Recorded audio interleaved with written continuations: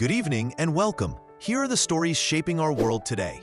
The U.S. Federal Reserve has officially cut interest rates for the first time this year, lowering the federal funds rate to between 4 and 4.25%. Policymakers said the move was aimed at supporting growth as the labor market shows signs of cooling, even though unemployment remains low. The Fed also signaled that more rate cuts may be on the way before the year is out, raising questions about how borrowing, saving, and investing will shift in the months ahead. The stock market's reaction to the rate cut was mixed. The Dow Jones finished the day higher, while the Nasdaq and S&P 500 slipped. Some sectors like home building dropped, reflecting concerns about future demand, but others gained ground. Workday surged after news of activist investor involvement, while Uber shares slipped as competition pressures mounted.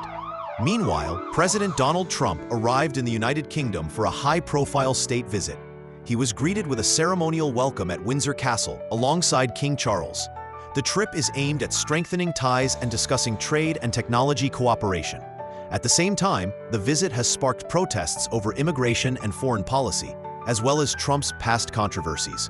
Across the Atlantic, UK inflation held steady at around 3.8% in August. Food prices rose for the fifth month in a row, with staples like milk, vegetables, and fish weighing on household budgets. Economists expect the Bank of England to hold interest rates steady for now, but many are predicting that cuts could come later this year if price pressures ease further. On the global stage, the energy transition remains a tug-of-war. Investment in artificial intelligence, critical minerals, and clean energy infrastructure is rising, but fossil fuel interests and geopolitical tensions are complicating the path forward. Analysts warn that the race for energy security and climate stability will define the next decade of international politics and economics. And that's a wrap on today's top stories. From shifting interest rates to global diplomacy and the energy race, these developments will shape not just today's headlines, but also the financial and political landscape in the weeks ahead. Stay informed, stay prepared, and we'll be back with more updates tomorrow.